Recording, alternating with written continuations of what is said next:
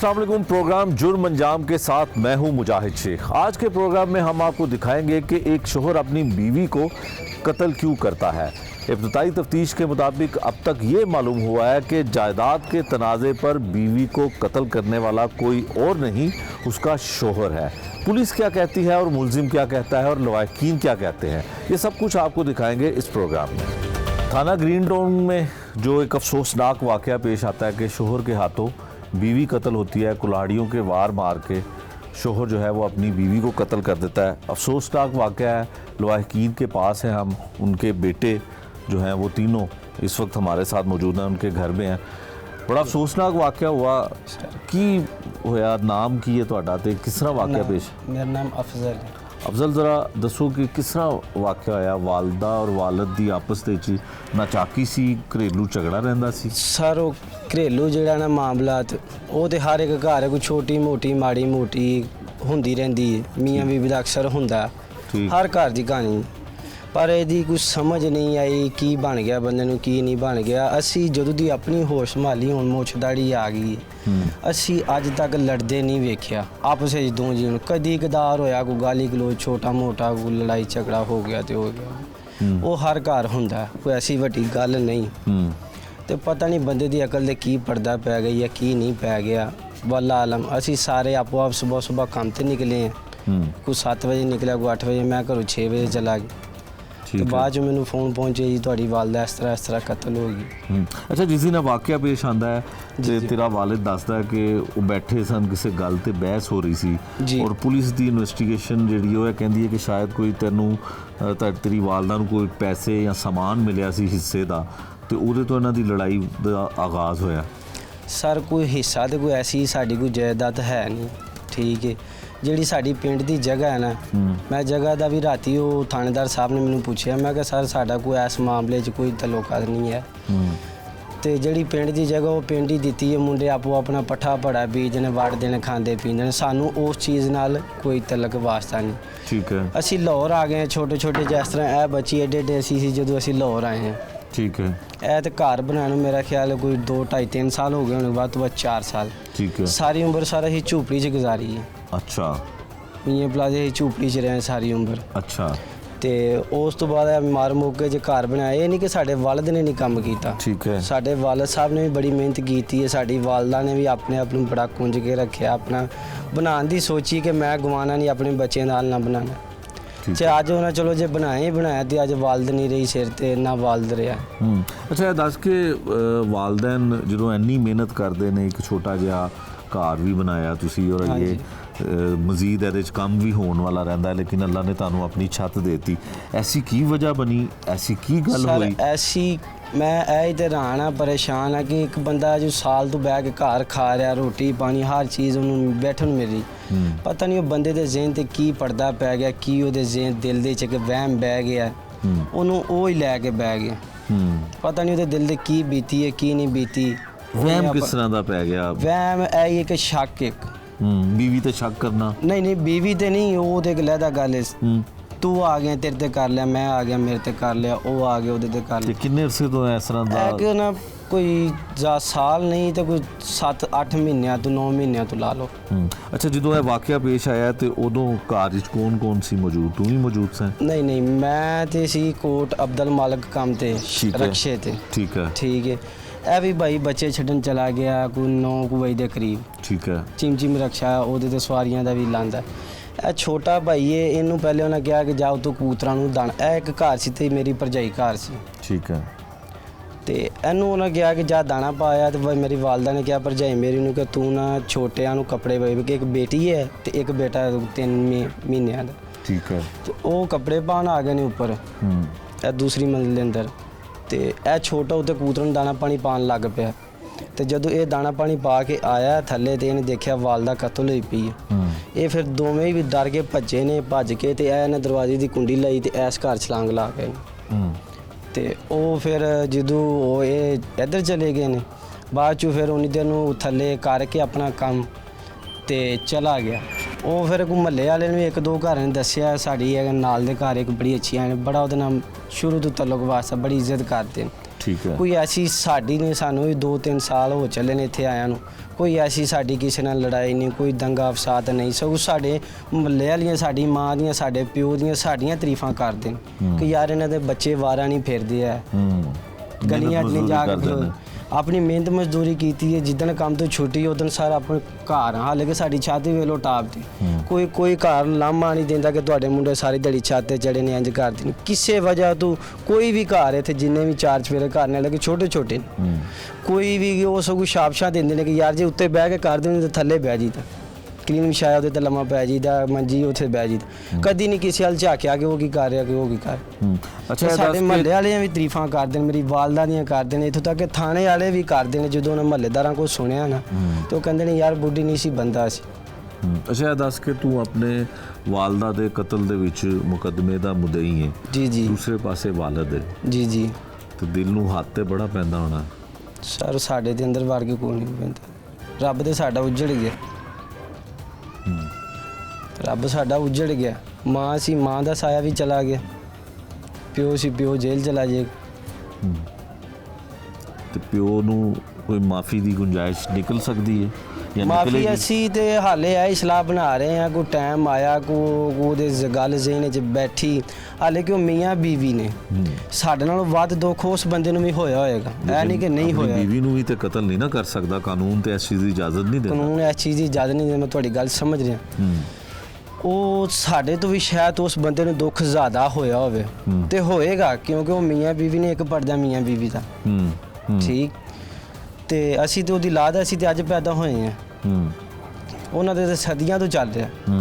ਬਿਲਕੁਲ ਠੀਕ। ਚਲੋ ਜਦੋਂ ਉਹ ਬੰਦਾ ਆਪਣੀ ਗਲਤੀ ਕਬੂਲ ਕਰੇਗਾ, ਉਦੋਂ ਉਹ 4 ਭੈਣ ਭਰਾ ਜਿਹੜੇ ਸਾਡੇ ਹੋਰ 4 ਗਵਾਹ ਨੇ, ਮੇਰੇ ਮਾਮੇ ਚਾਚੇ, ਜਿੰਨੇ ਵੀ ਚਾਚੇ ਤੇ ਮੇਰੇ ਹੈ ਨਹੀਂ, ਤਾਏ ਨੇ ਕੋਈ 1-2 ਗਵਾਹ ਨੇ, ਉਹਨਾਂ ਦੇ भी अगो बेटे ताए भी सारे वफात पा गए, मेरे वाले सब कल्ले।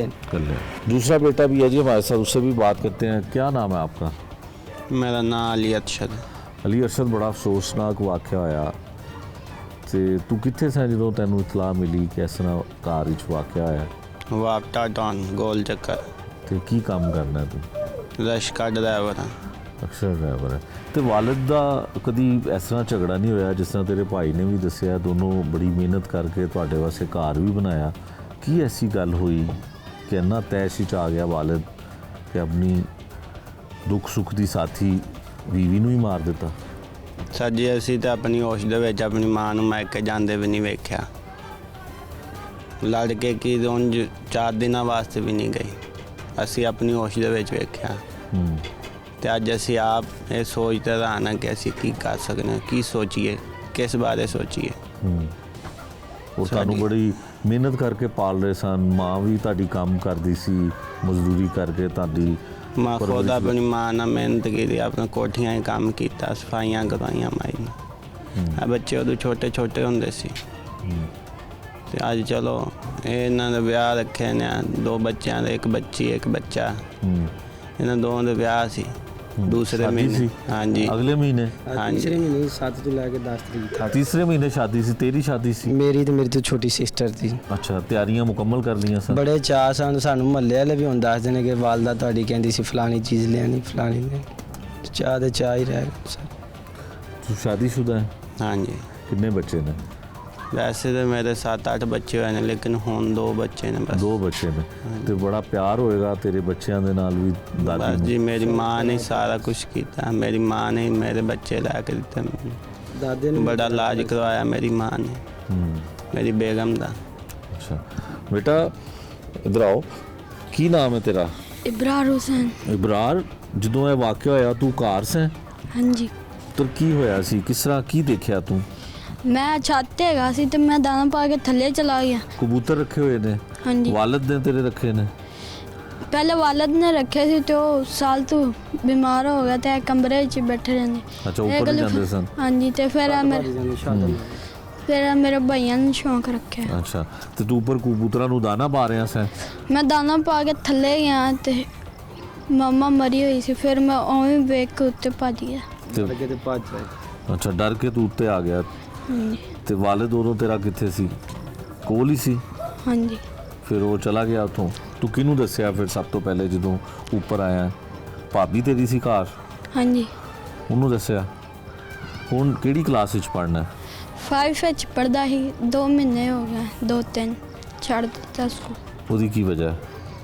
ये वजह है कि सर ਪੈਸੇ ਨਹੀਂ ਸਨ, ਫੀਸ ਨਹੀਂ ਸੀ, ਹਾਂਜੀ ਫਿਰ ਛੱਡ ਦਿੱਤਾ। ਪੜ੍ਹਨ ਦਾ ਸ਼ੌਕ ਸੀ, ਮਾਂ ਪੜ੍ਹਾਉਂਦੀ ਸੀ, ਮਾਂ ਨੂੰ ਸ਼ੌਕ ਸੀ ਕਿ ਮੇਰਾ ਪੁੱਤਰ ਪੜ੍ਹੇ। ਇਹ ਸਕੂਲ ਦੇ ਵਿੱਚ ਦਾਖਲਾ ਲੈਣਾ ਸੀ, ਜਿਹੜਾ ਇਹ ਸਕੂਲ ਹੈ ਨਾ ਹਾਂ ਉਧਰੋਂ ਇਸ ਕਰਕੇ ਛਡਾਇਆ ਸੀ। ਉਹ ਨਾ ਹਾਕੀ ਸਟੇਡੀਅਮ ਵਾਲੀ ਸਾਈਡ ਤੇ ਹੈ ਵੇ ਸਕੂਲ, ਅੱਛਾ ਤੇ ਉਹ ਫਿਰ ਉੱਥੋਂ ਸਫ਼ਰ ਦੀ ਕਰਕੇ ਸਵੇਰੇ ਸਵੇਰੇ ਸਾਰਿਆਂ ਨੇ ਆਪੋ ਆਪ ਕੰਮਾਂ ਕਰਨ ਦੇ ਜਾਣਾ ਤੇ ਨਹੀਂ ਟਾਈਮ ਬਚਦਾ, ਅੱਛਾ ਫਿਰ ਛਡਾਤਾ। ਫਿਰ ਇੱਥੇ ਦਾਖਲਾ ਕਰਾਉਣਾ ਸੀ, ਵਾਲਦਾ ਦਾ ਕਾਰਡ ਦਿੱਤਾ ਸੀ, ਕੋਈ ਸੈਨ ਅੰਗੂਠੇ ਹੋਣੇ ਸਨ, ਵਾਲਦੇ ਦੀ ਤਸਵੀਰ ਖਿੱਚਣੀ ਸੀ ਉਹਦੇ ਮਰਨ ਤੋਂ ਕੋਈ 1-2 ਦਿਨ ਬਾਅਦ, ਤੇ ਉਹ ਫਿਰ ਉਹਦਾ ਆਈਡੀ ਕਾਰਡ ਬਣਨਾ ਸੀ, ਵਾਲਦ ਸਾਹਿਬ ਦਾ ਬਣਿਆ, ਤੇ ਇਹਦਾ ਸਰਟੀਫਿਕੇਟ ਪਤਾ ਨਹੀਂ ਬੇਫਾਰਮ ਜਿਹਾ ਬਣਨਾ।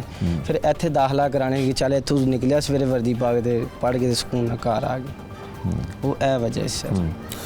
ये थे जी मकतूला के लवाकिन, जिनमें से तीनों बेटे हैं, और ये छोटा बच्चा जो फीस ना होने की वजह से पिछले 2-2.5 माह से स्कूल नहीं जा सका, लेकिन मरने वाली इसको पढ़ाने की बड़ी ख्वाहिशमंद थी।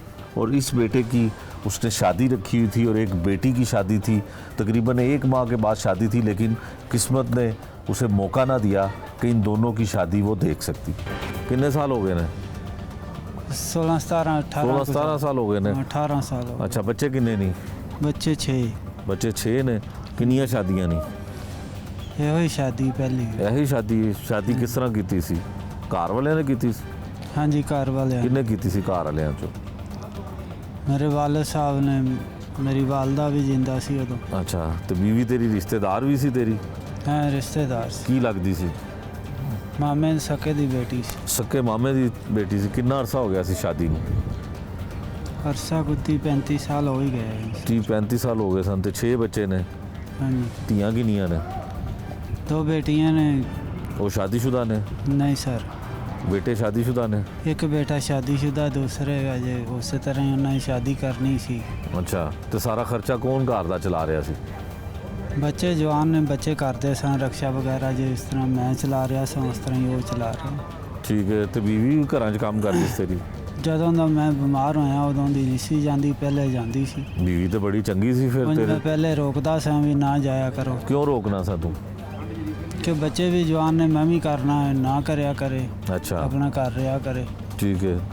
ਤੇ ਬੀਵੀ ਨਾਲ ਤੇਰੀ ਲੜਾਈ ਕਿਉਂ ਰਹਿੰਦੀ ਸੀ? ਲੜਾਈ ਐਸੇ ਗੱਲ ਦੀ ਸੀ ਕਿ ਮੈਂ ਰੋਕਦਾ ਹਾਂ ਵੀ ਕਰ ਰਿਹਾ, ਹੋਰ ਕੋਈ ਲੜਾਈ ਨਹੀਂ। ਤੇ ਉਹ ਕੰਮ ਕਰਨ ਵਾਸਤੇ ਹੀ ਜਾਂਦੀ ਸੀ ਨਾ ਘਰੋਂ? ਘਰੋਂ ਕੰਮ ਕਰਨ ਵਾਸਤੇ ਹਾਂ। ਕਹਿੰਦੀ ਮੈਂ ਕੰਮ ਕਰਾਂ, ਮੈਂ ਤੂੰ ਕਰ ਰਿਹਾ, ਤੂੰ ਨਾ ਜਾਇਆ ਕਰ। ਅੱਛਾ, ਕਿੱਥੇ ਕਰਦੀ ਸੀ ਕੰਮ ਉਹ? ਤੇ ਹੁਣ ਮੈਂ ਤੇ ਨਾਲ ਨਹੀਂ, ਹੁਣ ਕਿੱਧਰ ਕਰਦੀ, ਇੱਧਰ ਘਰਾਂ 'ਚ ਹੀ ਕਰਦੀ ਸੀ ਨਾ ਹਾਂ, ਕੰਮ? ਘਰਾਂ ਭਾਂਡੇ 'ਚ। ਮਾਂਜਦੀ ਹੋਣੀ ਕਿਸੇ? ਜੋ ਟੋਨ ਵਾਲੇ। ਹੈ, ਤੇ ਕਿੰਨੀ ਤਨਖਾਹ ਲੈਂਦੀ ਸੀ? ਪਹਿਲੇ ਉਧਰ ਹੀ ਰਹਿ, ਝੁੱਗੀ ਵਗੈਰਾ ਲਾਈ ਰੱਖੀ। ਅੱਛਾ, ਕਿੰਨੀ ਤਨਖਾਹ ਮਿਲਦੀ ਸੀ ਹੁਣ? ਇਹ ਮੈਂ ਕਦੀ ਨਹੀਂ ਸਰ। ਤੇ ਪੈਸੇ ਤੇ ਤੂੰ ਉਹਦੇ ਕੋਲ ਲੈਣਾ ਸੀ ਨਸ਼ੇ ਵਾਸਤੇ ਵੀ ਤੇ ਹੋਰ ਵੀ? ਨਹੀਂ ਕੋਈ ਸ਼ੇ ਨਹੀਂ। ਨਹੀਂ ਤੇ ਫਿਰ ਹੁਣੇ ਤੂੰ ਦੱਸਿਆ ਕਿ ਮੈਂ ਘਰ ਵਾਲੇ ਦਿਨ ਨशा फीम ले घर वाले बस तो घर वाले बेटे ले आके देंदे सन। ये बताइएगा, ये जब वाकया पेश आता है, घर पे कुछ और लोग भी थे और बेटा मुद्दई है इस मुकदमे में, तो कहीं ऐसा तो नहीं होगा कि इन फ्यूचर में जाके वो बाप को माफ़ कर दे? कुछ तरह की भी दफात इसमें शामिल हो सकती हैं या की गई हैं? जो हाँ, जहाँ तक आपका पहला सवाल है, वकूए के वक्त घर में इनका छोटा बेटा और एक बहू मौजूद थे, लेकिन चूँकि कातिल के हाथ में कुल्हाड़ी है और वो पेदर पे वार कर रहा है, उस वक्त उन्होंने रोकने की कोशिश की और गुस्से में ये उनकी तरफ भी लपका, तो उन्होंने अपनी जान बचाने की खातिर वो मौके से भाग गए। और मैं समझता हूँ ये अच्छा एक उनकी तरफ से मौके पे उन्होंने फ़ैसला किया, क्योंकि एक बंदा जब इतने रेज में हो और उस तरह का वो एक एक्शन कमिट कर चुका हो, तो उसके लिए कोई बात नहीं है कि वो दूसरे या तीसरे बंदे को भी उसी तरह से हिट कर सकता था। जहाँ तक रह गई मुद्दई होने की बात, बिल्कुल इस तरह से ही है कि उनके बेटे ने इसमें दफ़ात, जो बेटे की तरफ से पर्चा दर्ज हुआ है, मुद्दई वो हैं, और सोसाइटी के प्रेशर कह लें, रिलेटिव्स का प्रेशर कह लें, या रिश्तेदारियों में आप नॉर्मल हम यही देखते हैं कि इस तरह के केसेस में कंपाउंडेबिलिटी जो है वो पॉसिबल होती है। बट चूँकि अभी हम तफ्तीश कर रहे हैं, कुछ हमें ऐसे इसमें शवाहिद मैं कहूँगा मिल रहे हैं कि शायद मियाँ बीवी के दरमियान लड़ाई इस चीज़ की थी कि वो चूँकि घरों में जाके काम करती थी, तो कोई ऑनर का भी इसमें फैक्टर हो सकता है। अच्छा। अब जब ऑनर का फैक्टर एक इसमें ऐड हो जाता है तो फसाद फिल अर्ज़ का कॉन्सेप्ट आ जाता है, और फसाद फिल अर्ज़ के कॉन्सेप्ट होने की वजह से हम उसमें 302 के साथ 311 ऐड करते हैं, ताज़ीरात पाकिस्तान दफ़ा 311 ऐड कर देते हैं। ठीक है। उसका लगाने का फ़ायदा ये हो जाता है कि कंपाउंडेबिलिटी की जो ऑप्शन होती है वो ख़त्म हो जाती है। फिर चाहे बाद में सुलह हो या प्रेशर हो, मुद्दई और मुलजिम के दरमियान सुलह नहीं हो सकती।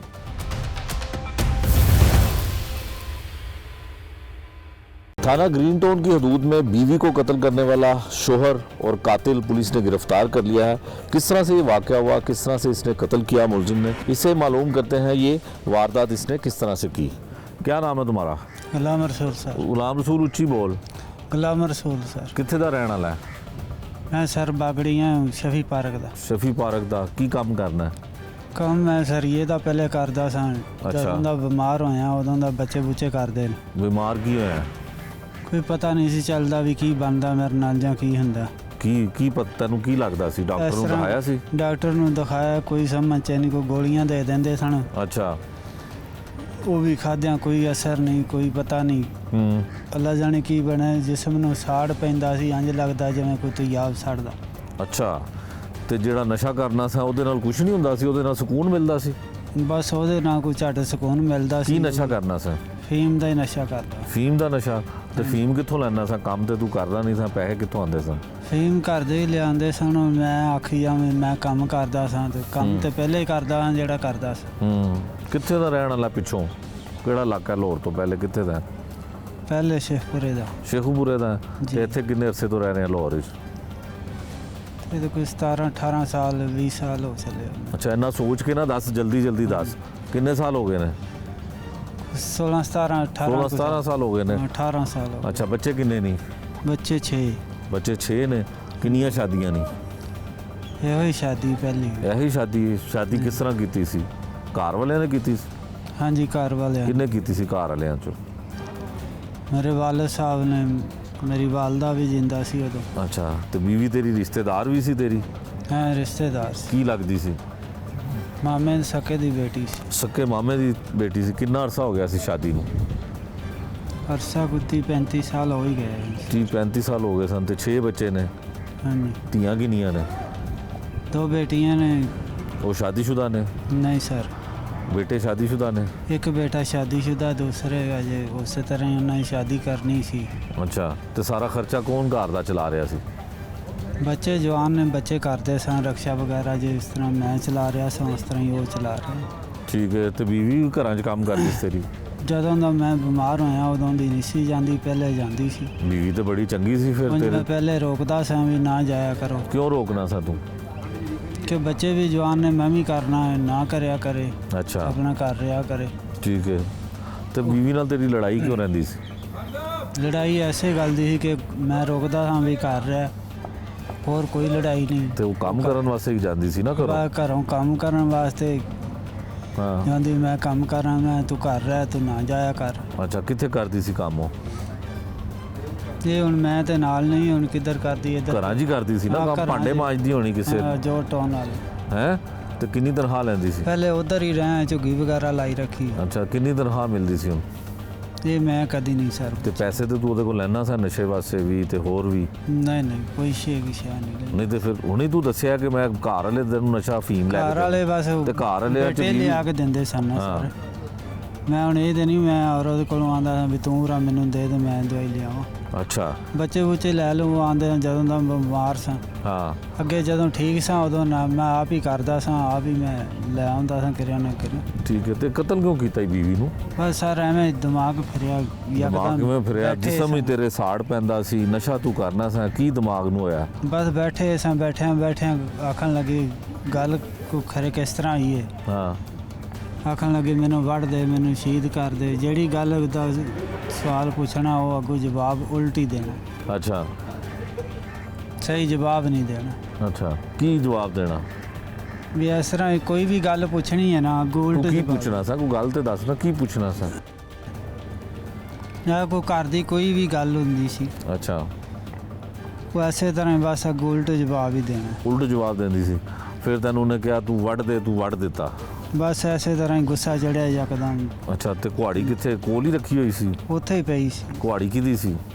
ਕੁਹਾੜੀ ਘਰ ਹੀ ਪਈ ਹੁੰਦੀ ਸੀ ਅੱਗੇ। ਕੀ ਕਰਦੇ ਸੋ ਕੁਹਾੜੀ ਨਾਲ? ਉਹਦੇ ਨਾਲ ਕੋਈ ਲੱਕੜਾਂ ਵਗੈਰਾ, ਕੋਈ ਕਿਸੇ ਵੇਲੇ ਹੁੱਕਾ ਵਗੈਰਾ ਉਹ ਪੀਂਦੀ ਸੀ। ਕੌਣ ਪੀਂਦੀ ਸੀ? ਮੇਰੇ ਘਰ ਦੇ ਹੀ। ਬੀਵੀ ਪੀਂਦੀ ਸੀ ਹੁੱਕਾ? ਹਾਂਜੀ। ਤੂੰ ਵੀ ਪੀਂਦਾ ਸੀ? ਮੈਂ ਕਿਸੇ ਟਾਈਮ ਹੋਇਆ ਠੀਕ ਹੈ, ਨਹੀਂ ਤੇ ਅੱਛਾ। ਕੋਈ ਜ਼ਿਆਦਾ ਮੈਂ ਸਿਗਰਟ। ਤੇ ਉਹੀ ਲੱਕੜ, ਉਹੀ ਕੁਹਾੜੀ ਦੇ ਨਾਲ ਤੂੰ ਉਹਨੂੰ ਵੱਢ ਦਿੱਤਾ। ਕਿੱਥੇ ਮਾਰੀਆਂ ਸਨ ਕੁਹਾੜੀਆਂ? ਗਰਦਨ ਤੇ ਮਾਰੀ। ਗਰਦਨ ਤੇ ਕਿੰਨੇ ਵਾਰ ਮਾਰੇ ਸਨ? ਇਹ ਨਹੀਂ ਪਤਾ, 5 ਵੱਜ ਗਏ 6 ਵੱਜ ਗਏ। ਉਸੇ ਟਾਈਮ ਮੌਕੇ ਤੇ ਹੀ ਮਰ ਗਈ ਸੀ? ਹਾਂਜੀ। ਹੋਰ ਕੌਣ ਸੀ ਕਾਰ ਵਿੱਚ? ਬੱਚੇ ਹੈਗੇ ਸਨ, ਇੱਕ ਬਹੂ ਸੀ ਮੇਰੀ। ਤੇ ਉਹਨਾਂ ਨੇ ਵੇਖਿਆ, ਉਹਨਾਂ ਨੇ ਛੁਡਾਇਆ ਨਹੀਂ, ਬਚਾਇਆ ਨਹੀਂ? ਉੱਤੇ ਸੀ, ਉੱਤੇ ਉਹ। ਉਸ ਟਾਈਮ ਕੋਲ ਕੋਈ ਨਹੀਂ ਸੀ? ਨਹੀਂ, ਉਸ ਟਾਈਮ ਕੋਈ ਨਹੀਂ ਸੀ। ਅਸੀਂ ਦੋਵੇਂ। ਤੇ ਐਡਾ ਸੰਗ ਦਿਲ ਹੋ ਗਿਆ ਫਿਰ ਤੂੰ 6 ਕੁਹਾੜੀ ਦੇ ਵਾਰ ਮਾਰ ਕੇ ਉਹਨੂੰ ਮਾਰਤਾ। ਫਿਰ ਕੀ ਕੀਤਾ ਤੂੰ? ਕਿੱਥੇ ਗਿਆ ਸੀ? ਫਿਰ ਮੈਂ ਕਿਰੇ ਵੀ ਨਹੀਂ ਗਿਆ, ਇੱਥੇ ਜੋਰ ਤੋਂ ਨਹੀਂ ਬੈਠਾ ਸਾਂ ਪਾਰਕ 'ਚ। ਅੱਛਾ, ਕੁਹਾੜੀ ਵੀ ਨਾਲ ਲੈ ਗਿਆ ਸੀ? ਹਾਂਜੀ। ਅੱਛਾ, ਪਾਰਕ ਵਿੱਚ ਕੀ ਕਰਨ ਡਿਆ ਸੀ? ਤੇ ਬੈਠਾ ਸਾਂ ਧੁੱਪੇ। ਅੱਛਾ, ਧੁੱਪ ਸੇਕ ਰਿਹਾ ਸੀ? ਫਿਰ ਉਹ ਸਾਹ ਵਾਰੀ ਗਏ ਨੇ ਨਾ ਫੜ ਕੇ ਇੱਥੇ ਲੈਣ। ਅੱਛਾ, ਤੇ ਗਲਤ ਫੜ ਲਿਆ ਪੁਲਿਸ ਨੇ ਤੈਨੂੰ? ਤੂੰ ਨਹੀਂ ਮਾਰਿਆ ਸੀ? ਨਹੀਂ, ਗਲਤ ਨਹੀਂ ਫੜਿਆ, ਸਹੀ ਫੜ ਲਿਆ। ਸਹੀ ਫੜਿਆ? ਮਾਰਿਆ ਸੀ ਤੂੰ? ਕਤਲ ਕੀਤਾ ਸੀ? ਮੈਂ ਕਿਹੜਾ ਕੋਈ ਮੁਲਕ ਛੱਡ ਜਾਣਾ ਸੀ ਜਾਂ ਕੋਈ ਭੱਜ ਜਾਣਾ ਸੀ, ਇੱਥੇ ਹੀ ਰਹਿਣਾ ਸੀ। ਅੱਛਾ, ਆ ਤੂੰ ਜ਼ਾਹਿਰ ਹੈ ਤੂੰ ਚੰਗਾ ਕੰਮ ਕਰਕੇ ਤੇ ਨਹੀਂ ਨਾ ਬੰਦਾ ਜਾਂਦਾ ਮੁਲਕ ਤੋਂ ਬਾਹਰ। ਤੇ ਹੁਣ ਪਛਤਾਵਾ ਹੈਗਾ ਹੀ? ਸਰ ਕੀਤੇ ਦੇ ਪਛਤਾਵਾ ਹੀ ਹੈ। ਕੀ ਪਛਤਾਵਾ ਹੀ? ਉਦੋਂ ਨਸ਼ਾ ਕੀਤਾ ਹੋਇਆ ਸੀ? ਹਾਂ ਸਰ, ਨਸ਼ਾ ਤਾਂ ਕੀਤਾ ਸੀ। ਫੀਮ ਖਾਧੀ ਸੀ? ਹਾਂਜੀ। ਜ਼ਿਆਦਾ ਖਾ ਲਈ ਸੀ ਇਸ ਵਾਸਤੇ ਇੰਜ ਕੀਤਾ ਸੀ? ਕੋਈ ਪਤਾ ਨਹੀਂ ਜ਼ਿਆਦਾ ਖਾਧੀ ਗਈ ਜਾਂ ਕੀ ਦਿਮਾਗ ਨੂੰ ਫਿਰਿਆ। ਹੁਣ ਨਸ਼ਾ ਲੱਥ ਗਿਆ? ਹੁਣ ਤਾਂ ਬਹੁਤ ਸਾਰਾ ਸਰ ਲੱਥਾ ਨਸ਼ਾ। ਹੁਣ ਫਿੱਟ ਹੋ ਗਿਆ, ਸੈੱਟ ਹੋ ਗਿਆ, ਆਪਣੇ ਦਿਮਾਗ ਨੂੰ ਸਮਝਣਾ ਸਹੀ ਹੋ ਗਿਆ ਹੁਣ? ਹਾਂ, ਬਸ ਐਸੇ ਤਰ੍ਹਾਂ ਹੀ। ਹੁਣ ਤੇਰੇ ਕਤਲ, ਤੇਰੀ ਬੀਵੀ ਦੇ ਕਤਲ ਵਿੱਚ ਪੁੱਤਰ ਤੇਰਾ ਮੁਦਈ ਬਣਿਆ? ਜੀ ਜੀ। ਤੇ ਪੁੱਤਰ ਨਾਲ ਤਲਕਾ ਠੀਕ ਨੇ ਤੇਰੇ? ਮਿਲਣ ਆਇਆ ਤੈਨੂੰ ਇੱਥੇ? ਹਾਂ, ਆਉਂਦੇ ਜਾਂਦੇ ਰਹਿੰਦੇ। ਆਉਂਦੇ ਜਾਂਦੇ ਰਹਿੰਦੇ ਨੇ? ਰੋਟੀ ਉਹ ਦੇ ਕੇ ਜਾਂਦੇ ਨੇ? ਉੱਚੀ ਬੋਲ ਨਾ। ਮੈਂ ਰੋਟੀ ਸਰ ਖਾਂਦਾ ਹੀ ਨਹੀਂ, ਤੇ ਨਾ ਮੈਂ ਖਾਧੀ ਰੋਟੀ। ਕਿ ਭੁੱਖਾ ਰਹਿਣਾ? ਹਾਂਜੀ। ਅੱਛਾ, ਮਾਫ ਕਰ ਦੇਗਾ ਤੈਨੂੰ ਪੁੱਤਰ? ਮੈਂ ਤੇ ਆਖਾਂਗਾ ਨਾ ਮਾਫ ਕਰੇ। ਨਾ ਮਾਫ ਕਰੇ? ਸਜ਼ਾ ਮਿਲਣੀ ਚਾਹੀਦੀ? ਸਜ਼ਾ ਮਿਲਣੀ ਚਾਹੀਦੀ। ਕੀ ਸਜ਼ਾ ਤੈਨੂੰ ਮਿਲਣੀ ਚਾਹੀਦੀ? ਜੈਸੀ ਉਹ ਚਾਹਨ ਵੈਸੀ ਸਜ਼ਾ। ਨਹੀਂ, ਤੈਨੂੰ ਕੀ ਕਹਿਣਾ? ਤੈਨੂੰ ਕੈਸੀ ਸਜ਼ਾ ਮਿਲਣੀ ਚਾਹੀਦੀ? ਫਾਂਸੀ ਮਿਲਣੀ ਚਾਹੀਦੀ ਹੈ? ਫਾਂਸੀ ਹੋ ਜਾਏ, ਜਿਸ ਤਰ੍ਹਾਂ ਵੀ ਹੋ ਜਾਏ, ਮੈਨੂੰ ਸਜ਼ਾ ਮਿਲਣੀ ਚਾਹੀਦੀ। ਕੋਈ ਤੈਨੂੰ ਹੁਣ ਇਸ ਗੱਲ ਤੇ ਪਛਤਾਵਾ ਨਹੀਂ ਹੈਗਾ? ਨਹੀਂ ਪੁੱਛਦਾ। ਤੈਨੂੰ ਸਜ਼ਾ ਮਿਲਣੀ ਚਾਹੀਦੀ ਹੈ? ਤੂੰ ਗੁਨਹਗਾਰ ਹੈ, ਕਸੂਰਵਾਰ ਹੈ, ਤੈਨੂੰ ਸਜ਼ਾ ਮਿਲਣੀ ਚਾਹੀਦੀ। ਬਿਲकुल। ਕੁਹਾੜੀ ਦੇ ਦਿੱਤੀ ਪੁਲਿस वाले ਨੂੰ? हाँ जी, उससे दिन उसी टाइम ही दे दी। ये था जी वो मुलजिम जिसने अपनी बीवी को कत्ल किया और काफ़ी अरसे से बेरोज़गार था, काम कोई नहीं करता था, नशे की लत इसको लगी हुई थी। इस वजह से घर में बैठा हुआ हर नशा इसका, बच्चे भी पूरे करते थे और बीवी भी इसका नशा पूरा करती थी। लेकिन अब गिरफ़्तार हो चुका है और यही कहता है कि उससे बहुत बड़ी गलती हुई और अब इसको किए की सज़ा मिलनी चाहिए। ये बताइएगा, ये जब वाक़या पेश आता है, घर पे कुछ और लोग भी थे और बेटा मुद्दई है इस मुकदमे में, तो कहीं ऐसा तो नहीं होगा कि इन फ्यूचर में जाके वो बाप को माफ़ कर दे? कुछ तरह की भी दफ़ात इसमें शामिल हो सकती हैं या की गई हैं? हाँ, जहाँ तक आपका पहला सवाल है, वक़ूए के वक्त घर में इनका छोटा बेटा और एक बहू मौजूद थे, लेकिन चूँकि कातिल के हाथ में कुल्हाड़ी है और वो पेदर पे वार कर रहा है, उस वक्त उन्होंने रोकने की कोशिश की और गुस्से में ये उनकी तरफ भी लपका, तो उन्होंने अपनी जान बचाने की खातिर वो मौके से भाग गए। और मैं समझता हूँ ये अच्छा एक उनकी तरफ से मौके पे उन्होंने फ़ैसला किया, क्योंकि एक बंदा जब इतने रेंज में हो और उस तरह का वो एक एक्शन कमिट कर चुका हो, तो उसके लिए कोई बात नहीं है कि वो दूसरे या तीसरे बंदे को भी उसी तरह से हिट कर सकता था। जहाँ तक रह गई मुद्दई होने की बात, बिल्कुल इस तरह से ही है कि उनके बेटे ने इसमें दफ़ात, जो बेटे की तरफ से पर्चा दर्ज हुआ है, मुद्दई वो हैं।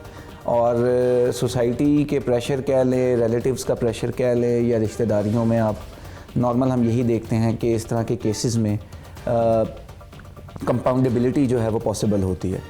बट चूँकि अभी हम तफ्तीश कर रहे हैं, कुछ हमें ऐसे इसमें शवाहिद मैं कहूँगा मिल रहे हैं कि शायद मियाँ बीवी के दरमियान लड़ाई इस चीज़ की थी कि वो चूँकि घरों में जाके काम करती थी, तो कोई ऑनर का भी इसमें फैक्टर हो सकता है। अच्छा। अब जब ऑनर का फैक्टर एक इसमें ऐड हो जाता है तो फसाद फिल अर्ज़ का कॉन्सेप्ट आ जाता है, और फसाद फिल अर्ज़ के कॉन्सेप्ट होने की वजह से हम उसमें 302 के साथ 311 ऐड करते हैं, ताज़ीरात पाकिस्तान दफ़ा 311 ऐड कर देते हैं। ठीक है। उसका लगाने का फ़ायदा ये हो जाता है कि कंपाउंडेबिलिटी की जो ऑप्शन होती है वो ख़त्म हो जाती है। फिर चाहे बाद में सुलह हो या प्रेशर हो, मुद्दई और मुलजिम के दरमियान सुलह नहीं हो सकती।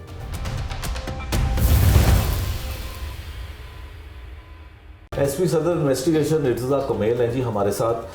इर्तज़ा साहब, ये बताइएगा, जो ग्रीन टाउन में वाक़या पेश आता है, एक शोहर अपनी बीवी को कत्ल कर देता है कुल्हाड़ियों के वार करके, मामला क्या है?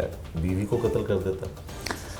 देखिए, ये एक बड़ा अनफॉर्चुनेट इंसिडेंट मैं समझता हूँ कि जैसे आपने बताया कि जिसमें एक शौहर अपनी बीवी को कुल्हाड़ियों के वार से, और जब हम मौके पे पहुँचे हैं तो बड़ा एक दिल खराश मंज़र देखने को हमें मिला। इसमें जो डिटेल्स हैं अब तक की वो ये हैं कि मुलजिम ग़ुलाम रसूल और उनकी जो अहलिया मरहुमा, जिनका नाम साबरा बीबी, तकरीबन 55 साल उनकी उम्र थी, आपस में घरेलू नाचाकी इन लोगों की रहती थी। चूँकि अब तक की तफ्तीश में ये चीज़ सामने आई है कि ग़ुलाम रसूल नशे का आदी है और कोई काम वगैरह नहीं करता था। इनके 4 बच्चे हैं, वो मेहनत मजदूरी करते हैं और ये ख़ुद भी घरों में जाके काम वगैरह करके अपना गुज़र बसर सब कर रहे थे। वालिद चूँकि इनका जो हमारा मेन इसमें एक्यूज़्ड हैं वो नशे के आदी हैं और वो इन पर तशद्दुद वगैरह भी करते थे, क्योंकि डिपेंडेंट थे, पैसे वगैरह मांगते थे। लेकिन चूँकि आपको पता है एक सोसाइटल प्रेशर हमारे माशरे में ऐसा होता है कि चाहे कोई किस तरह का भी क्यों ना हो, बच्चे अपने वालिदैन के साथ उनको मैक्सिमम कोशिश करते हैं कि हम फैसिलिटेट करते रहें, उनकी ज़रूरियात को पूरा करते रहें। वक़ूए वाले दिन जो वजह अनाद बनी वो चंद पैसे ही थे। इसके साथ साथ कुछ विरासत का हिस्सा जो कि मेके से साबरा बीबी को मिलना था, जो कि तकरीबन चीज़ों की शक्ल में ही था। कोई ज़मीन वगैरह तो इतनी नहीं थी, लेकिन कुछ घर के सामान वगैरह जिसकी कुल मालियत 70-80 हज़ार के करीब बनती है। उसका मसला था जो ये डिमांड करते थे कि आप अपने मेके से लें और लेके मुझे दें। ठीक है। जिस पे इनकी आपस में तू तकरार हुई, बात इस हद तक चली गई कि उससे में आके इन्होंने अपनी बीवी पे कुल्हाड़ी के वार किए, जिनसे उनकी मौके पर डेथ हो गई। ठीक है। अच्छा, ये बताइएगा, ये जब वाक़या पेश आता है, घर पे कुछ और लोग भी थे और बेटा मुद्दई है इस मुकदमे में, तो कहीं ऐसा तो नहीं होगा कि इन फ्यूचर में जाके वो बाप को माफ़ कर दे? कुछ इस तरह की भी दफ़ात इसमें शामिल हो सकती हैं या की गई हैं? हाँ, जहाँ तक आपका पहला सवाल है, वक़ूए के वक्त घर में इनका छोटा बेटा और एक बहू मौजूद थे, लेकिन चूँकि कातिल के हाथ में कुल्हाड़ी है और वो पेदर पे वार कर रहा है, उस वक्त उन्होंने रोकने की कोशिश की और गुस्से में ये उनकी तरफ भी लपका, तो उन्होंने अपनी जान बचाने की खातिर वो मौके से भाग गए। और मैं समझता हूँ ये अच्छा एक उनकी तरफ से मौके पे उन्होंने फ़ैसला किया, क्योंकि एक बंदा जब इतने रेंज में हो और उस तरह का वो एक एक्शन कमिट कर चुका हो तो उसके लिए कोई बईद नहीं है कि वो दूसरे या तीसरे बंदे को भी उसी तरह से हिट कर सकता था। जहाँ तक रह गई मुद्दई होने की बात, बिल्कुल इस तरह से ही है कि उनके बेटे ने इसमें दफ़ात, जो बेटे की तरफ से पर्चा दर्ज हुआ है, मुद्दई वो हैं। और सोसाइटी के प्रेशर कह लें, रिलेटिव्स का प्रेशर कह लें, या रिश्तेदारियों में आप नॉर्मल हम यही देखते हैं कि इस तरह के केसेस में कंपाउंडेबिलिटी जो है वो पॉसिबल होती है। बट चूँकि अभी हम तफ्तीश कर रहे हैं, कुछ हमें ऐसे इसमें शवाहिद मैं कहूँगा मिल रहे हैं कि शायद मियाँ बीवी के दरमियान लड़ाई इस चीज़ की थी कि वो चूँकि घरों में जाके काम करती थी, तो कोई ऑनर का भी इसमें फैक्टर हो सकता है। अच्छा। अब जब ऑनर का फैक्टर एक इसमें ऐड हो जाता है तो फसाद फिल अर्ज़ का कॉन्सेप्ट आ जाता है, और फसाद फिल अर्ज़ के कॉन्सेप्ट होने की वजह से हम उसमें 302 के साथ 311 ऐड करते हैं, ताज़ीरात पाकिस्तान दफ़ा 311 ऐड कर देते हैं। ठीक है। उसका लगाने का फ़ायदा ये हो जाता है कि कंपाउंडेबिलिटी की जो ऑप्शन होती है वो ख़त्म हो जाती है। फिर चाहे बाद में सुलह हो या प्रेशर हो, मुद्दई और मुलजिम के दरमियान सुलह नहीं हो सकती। अभी हम इस पे मैं कंफर्म आपको नहीं बता पाऊँगा, क्योंकि अभी हम तफ्तीश कर रहे हैं।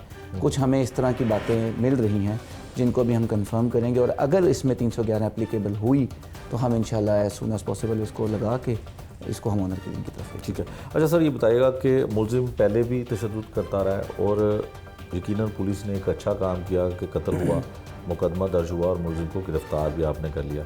कैसे गिरफ़्तार हुआ? कहीं पे भाग गया था, कहीं रिश्तेदारों के पास था? किस तरह से गिरफ़्तारी अमल में लाई गई? इस कत्ल के फ़ौरन बाद चूँकि मैं ख़ुद मौके पे गया था, तमाम अफसरान भी जो थे वो मौके पे मौजूद थे, वहाँ से मुलजिम फ़रार था। फिर हमने उसी मोमेंट पे अपनी रेडिंग पार्टीज़ तश्कील दी, जिनको मैं ख़ुद सुपरवाइज़ कर रहा था। हमारे DSPs उनको ओवरसी कर रहे थे, इंचार्ज इन्वेस्टिगेशंस खुद रेड कर रहे थे, जिन्होंने मुख्तलिफ़ मकामात पे जहाँ पे इसके पॉसिबल हाइड आउट्स हो सकते थे वहाँ पे हमने रेड्स किए। शेखुपुरा में इनकी कुछ हमें फैमिली रिलेटिव्स के बारे में पता चला, हमने वहाँ रेड्स किए। लेकिन चूँकि ये ख़ुद एक नशई आदमी था, वहाँ पे हमें कहीं पे भी ये मिला नहीं। फिर कुछ दिन पहले हमें एक इन्फॉर्मेशन मिली कि इसको एक जगह पे देखा गया, कपड़े जो इसने पहने हुए थे उन पे ब्लड स्टेन्स थे। और जो हैरानगी वाली बात इसमें यह कि वही कुल्हाड़ी जो इसने कत्ल के लिए इस्तेमाल की थी वो इसके पास मौजूद थी। अच्छा। जिसकी इन्फॉर्मेशन मिलते हुए हम लोग वहाँ पे मूव किया, हमारी रेडिंग पार्टीज़ ने मूव किया और मौके से फिर इसको हमने वहाँ पे गिरफ़्तार किया। जो आला कत्ल है वो इससे बरामद किया। कन्फेशन ये करता है, अपनी गलती को तस्लीम भी करता है, मानता भी है कि इसने ये काम किया है। चूँकि अब इसमें आला कत्ल हमें बरामद हो चुका है और बाकी सारी जो शवाहिद है उनको भी हम मिला के इंशाल्लाह कैसे केस को प्रिपेयर करेंगे कि इसको हम निशान इबरत बनाएं। प्लस अगर 311 वाला जैसे मैंने आपको बताया, अगर वो फैक्टर इसमें हमें प्रूव हो जाता है तो मैं समझता हूँ कि इंशाल्लाह ये आने वाले जो हमारे बाकी इस तरह के जो मैं समझता हूँ कि लोग हैं जो इस चीज़ को बड़ा कॉमन समझते हैं, उनके लिए एक निशान इबरत होगा। ठीक है। अच्छा ये बताइएगा, आला कत्ल की बड़ी अहमियत है इस केस में भी, यकीनन हर कत्ल में आला कत्ल बड़ा अहमियत रखता है। कुल्हाड़ी है, कुल्हाड़ी घर में मौजूद थी और उसको साथ ले गया और उसको फिर भी साथ साथ रखा। कहाँ से जो है इसने कुल्हाड़ी हासिल की या घर का हिस्सा थी? कुल्हाड़ी इनके घर में मौजूद होती थी, चूँकि मैंने आपको बताया इनके जो बेटे हैं वो मेहनत मजदूरी करते हैं, तो घर में इस तरह के आलात इनके मौजूद थे, पहले से थे, बेलचे वगैरह ये चीज़ें भी हमने वहाँ पे देखी। उस वक्त गुस्से में इसके हाथ में कुल्हाड़ी लगी और उसी से इसने ये जो है वो कत्ल सर अंजाम दिया। फिर उसके बाद ये उसको लेके वहाँ से कुल्हाड़ी समेत भागे, क्योंकि मौके से जो हमने तफ्तीश शुरू की वहाँ पे हमें मौका वारदात पे कुल्हाड़ी नहीं मिली। फिर जो गली मोहल्ले के लोग थे जिनसे इब्तदाई तफ्तीश हमने अमल में लाई, उन्होंने भी हमें यही बताया कि उसको हमने कुल्हाड़ी लेके भागते हुए देखा था घर से। चूँकि शोर शराबा हुआ, फिर जैसे मैंने बताया कि बेटा और बहू भी घर पे मौजूद है, वो भी घर से भागे। बहुत एक आप देखेंगे अगर आप मौके पे गए हो तो बड़ी एक जैम पैक्ड सोसाइटी है वहाँ पे, वो मतलब बहुत ज़्यादा आबाद एरिया है, डबल स्टोरी घर हैं, लोग बहुत ज़्यादा हैं उस एरिया के अंदर। शोर शराबा सुन के लोग इकट्ठे हुए तो उन्होंने जब लोग मौके पे पहुँचे तब तक ये वहाँ से भाग रहा था। कोशिश की होगी लोगों ने पकड़ने की, लेकिन चूँकि एक बंदा इस रेंज के साथ कुल्हाड़ी के साथ हो तो मैं समझता हूँ कि उस वक्त वाक़ईतन अपनी जान भी बचानी चाहिए। ये था आज का जुर्म अंजाम, जिसमें हमने आपको दिखाया कि जायदाद के तनाज़े पर कत्ल करने वाला शोहर अपनी बीवी को किस तरह से कत्ल करता है। पुलिस का मौक़िफ़ भी आपने सुना, लवाहकीन का क्या कहना था वो भी आपने सुना। नए प्रोग्राम तक के लिए मुझे दीजिए इजाज़त। अल्लाह निगहबान।